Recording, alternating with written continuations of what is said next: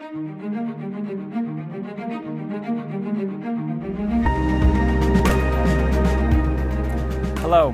I'm Robert O'Brien, Program Director at Maine Development Foundation.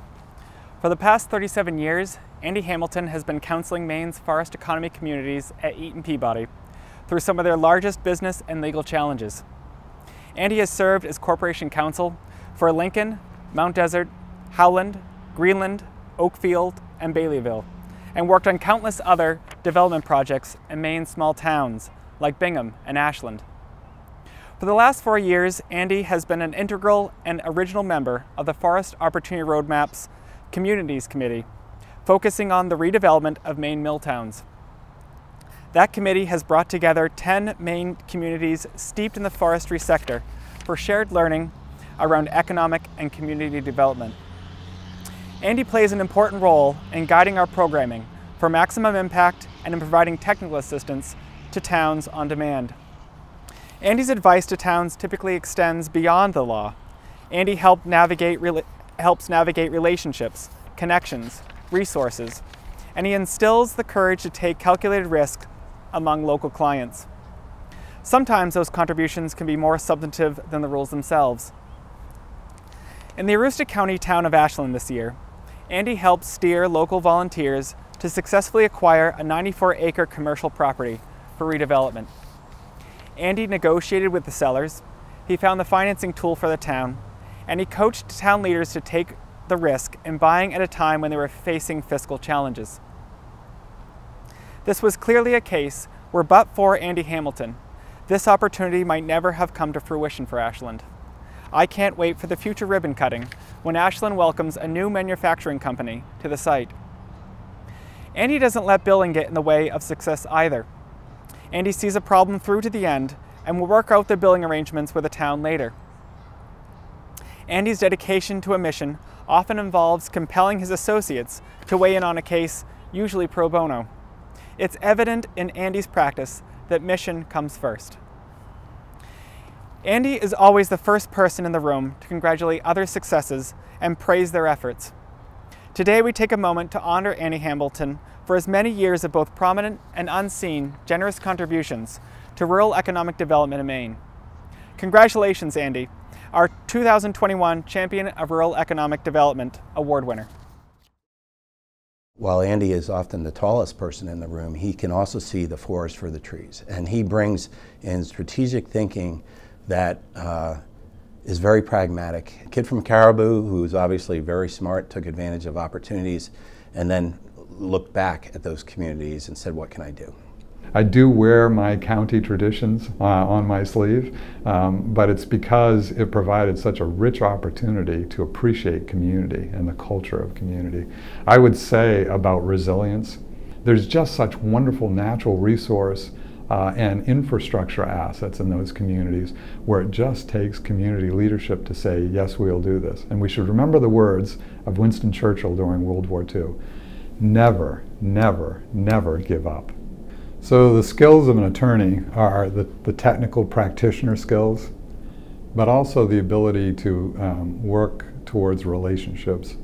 I think similarly for mill communities that have gone through closure, the approach is make sure they don't just focus on the details of what the typical practice is, but they start to build relationships. Another example of what Andy's worked on with us in the last 5 years, the Maine Rural Development Authority is a great tool in the state of Maine for rehabilitating old mill sites, old buildings. They were focused mainly on lending. So we worked with MRDA, they were great, and the Finance Authority of Maine, which helped staff that. And we were able to get, and the legislature, we were able to get them to change the remit for MRDA to also allow grants. And then we went forward and with Andy's leadership, got matching grants from the Northern Border Regional Commission, and that allowed it all to come together. And we worked with, I think it was 7 or 8 different towns. How do you work with the communities that are really trying to do a heavy lift to diversify their economies and maintain those communities, and do it during COVID? Let me give you a great example of work during the COVID period.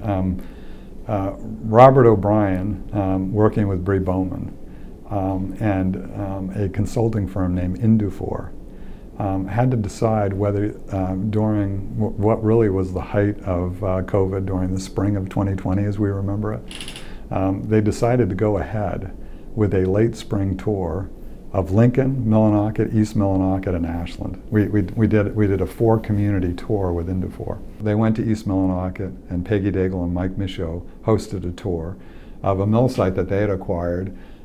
Are you kidding me? At a town meeting during the COVID period?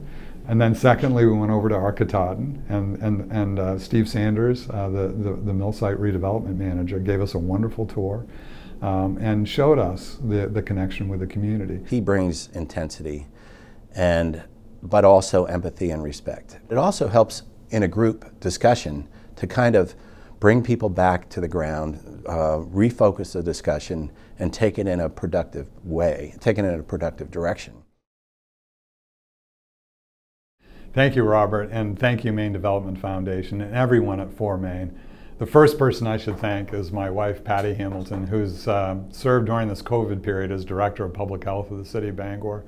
To all those in the healthcare sector, thank you for your service to Maine. My leadership is to be part of a team and to recognize all of the things that are happening throughout the land. So if I could, Robert, I'd like to reflect back to many people that have supported this effort. First of all, for 4Main, of course, the acronym is for the Forest Opportunity Roadmap Maine.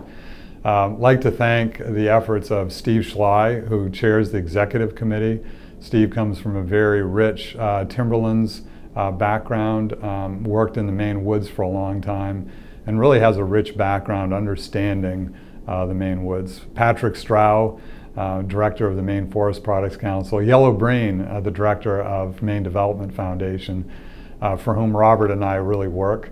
For the 4Main Communities Committee, I'm just pleased to have the opportunity to work with Charlie Spies and Peggy Daigle and all of the individuals that Charlie and others have brought to the Communities Committee. We really have a great opportunity to develop a network in the stitching together of many communities across the sector. At Katahdin, I'd like to thank Sean DeWitt, Mike Falloon, and Steve Sanders, some of those 4th, 5th, 6th generation sons and daughters of the paper mill workers that they honor by their service. For the Ashland Area Economic Development Corporation, I'd like to thank all the efforts of Don Tardy, his colleague Cyr Martin at the town office, and his colleague at E.J. Carrier, George Gervais, former commissioner of DECD. And now, of course, we have Heather Johnson to thank in DECD and Charlotte Mace. At the town of Lincoln, Rick Bronson, who's the town manager, his council chair, George Edwards, and his economic development director, Jay Hardy. At Maine Plywood, I'd like to thank Charlie Martin, an entrepreneur from Chicago who's coming into Maine and being enriched by Somerset County, Christian Savage, who leads Somerset Economic Development, and Charlotte Mace. And I would say when we come out from under this COVID cloud, we're going to hit for the fences, and it's going to be great. Thank you. Andy, we at Pingree and Seven Islands would like to congratulate you on your well-deserved recognition as a champion of rural development. 4Main is lucky to have your energy, experience, and dedication to help rural communities grow and find success in the years to come. I know firsthand the amount of time and effort you spend on helping rural areas with redeveloping brownfield sites and improving their long-term prospects. We thank you for the countless hours of time and passion that you dedicate to rural Maine and our rural economies. Tight lines on your next fly fishing trip.